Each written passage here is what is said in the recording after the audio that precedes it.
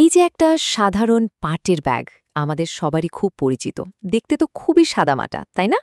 কিন্তু এই ব্যাগটা বাংলাদেশ থেকে ইউরোপের কোনো একটা দোকানে পৌঁছানোর পেছনের গল্পটা শুনলে আচ্ছা, সেটা মোটেও সাধারণ না।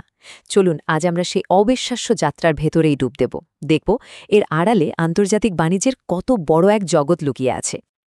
আচ্ছা, একবার ভেবে দেখুন তো, বাংলাদেশের একজন ব্যবসায়ী আর ইউরোপের কোনো একজন ক্রেতা, তাদের মধ্যে কোনোদিন দেখা হয়নি, হয়তো কথাও হয়নি, তাহলে তারা একে অপরকে বিশ্বাস করবে কিভাবে?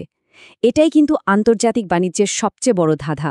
হাজার হাজার মাইলের দূরত্ব, অচেনা দুটো মানুষ, এদের মধ্যে ব্যবসার মূল ভিত্তি মানে ওই বিশ্বাসটা আসবে কোত্থেকে?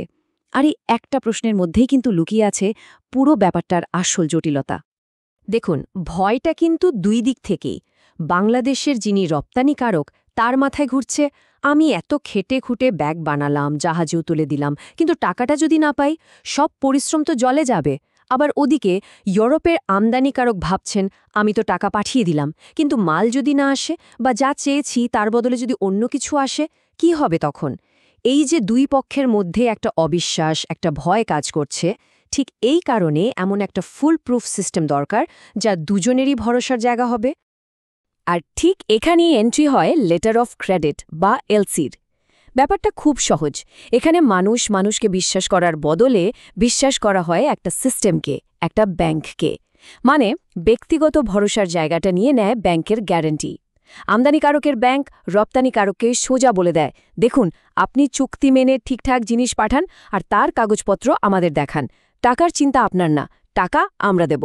ব্যাস, এটা বলতে পারেন দুই পক্ষের জন্যই একটা ফাইন্যান্সিয়াল সেফটি নেট বা রক্ষা কবচ। তো এই এলসি জিনিসটা কাজ করে কিভাবে? এর কয়েকটা স্টেপ আছে। প্রথমে দুই পার্টির মধ্যে একটা ডিল ফাইনাল হলো। এরপর আমদানিকারক নিজের ব্যাংকে গিয়ে বললেন, আমার জন্য একটা এলসি খুলে দিন। ওই ব্যাংক তখন রপ্তানিকারকের ব্যাংকে সেই এলসিটা পাঠিয়ে দেয়। এটা অনেকটা একটা অফিশিয়াল প্রমিসের মতো। এই প্রমিসটা পেয়েই রপ্তানিকারক ভরসা পান। তিনি তখন মাল পাঠিয়ে দেন আর চালানের সব কাগজপত্র নিজের ব্যাংকে জমা করেন। আর ফাইনাল স্টেপ, দুই দেশের ব্যাংক তখন কাগজপত্রগুলো মিলিয়ে দেখে। সব ঠিক থাকলে টাকা রিলিজ হয়ে যায়। পুরো ব্যাপারটা যেন একটা খুব সিকিউর ডিজিটাল হ্যান্ডশেক, যেখানে কেউ কাউকে ঠকাতে পারছে না। ওকে, একটা সমস্যার তো সমাধান হলো, কিন্তু সাথে সাথে তো আরেকটা প্রশ্ন চলে আসে, তাই না? এই যে পাটের ব্যাগগুলো বানানো হবে, এগুলো তো আকাশ থেকে পড়বে না। এর জন্য কাঁচামাল কিনতে হবে, কারখানার কর্মীদের বেতন দিতে হবে, মানে প্রোডাকশনের জন্য টাকা লাগবে। কিন্তু রপ্তানিকারকের কাছে যদি মাল পাঠানোর আগেই সেই টাকাটা না থাকে, তখন কি হবে? এখানেই কিন্তু ইন্টারন্যাশনাল ট্রেডের আরও একটা দারুণ মজার প্যাচ। আর এর সলিউশনটার নাম হলো ব্যাক টু ব্যাক এলসি। এটা কিন্তু দারুণ একটা ফিন্যান্সিয়াল কৌশল। ব্যাপারটা কি? রপ্তানিকারক ইউরোপের ক্রেতার কাছ থেকে যে মূল এলসিটা পেয়েছেন, ওটাকে নিজের ব্যাংকে নিয়ে যান। বলেন, এই দেখুন, আমার কাছে টাকা আসার একটা পাকা গ্যারান্টি আছে। ব্যাংক তখন ওই মূল এলসিকে জামানত হিসেবে রেখে কাঁচামাল কেনার জন্য নতুন আরেকটা এলসি খুলে দেয়। মানে সহজ কথায়, ক্রেতার দেওয়া প্রমিসটাকে কাজে লাগিয়ে রপ্তানিকারক নিজের প্রোডাকশনের ফান্ড জোগাড় করে ফেলছেন। কি দারুণ আইডিয়া, তাই না? অবশ্যই।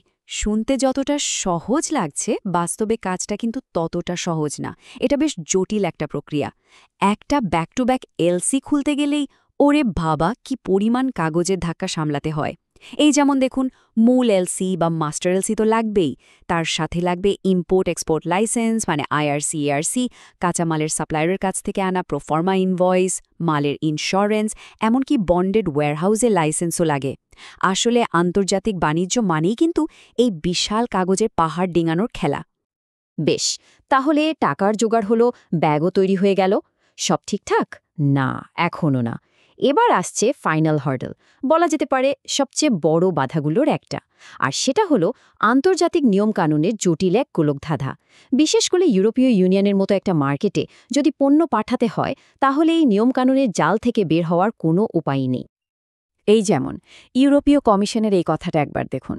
এটা কিন্তু খুব ইম্পর্ট্যান্ট একটা শিফট। ওরা বলছে, এখন থেকে একটা প্রোডাক্টের কোয়ালিটি শুধু মানুষের জন্য নিরাপদ হলেই চলবে না, সেটা পরিবেশের জন্য নিরাপদ হতে হবে। এই প্রথম পরিবেশকে এত গুরুত্ব দেওয়া হচ্ছে।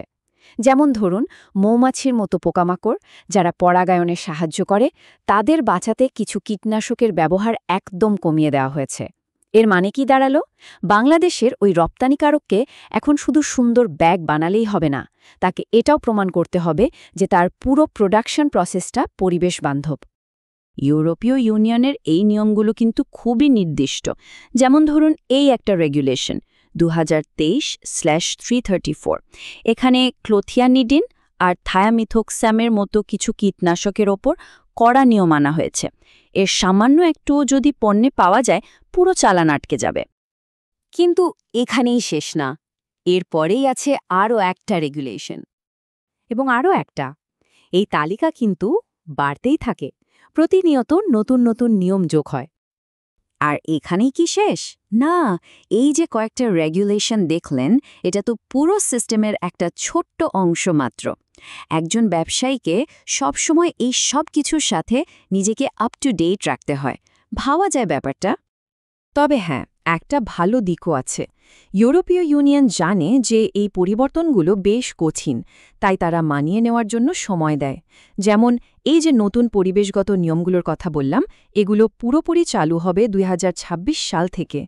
এই সময়টা দেওয়া হচ্ছে যাতে বাংলাদেশ বা অন্য উন্নয়নশীল দেশগুলোর প্রডিউসাররা নিজেদের সিস্টেমকে আপগ্রেড করতে পারে, নতুন নিয়মের সাথে নিজেদের খাপ খাইয়ে নিতে পারে।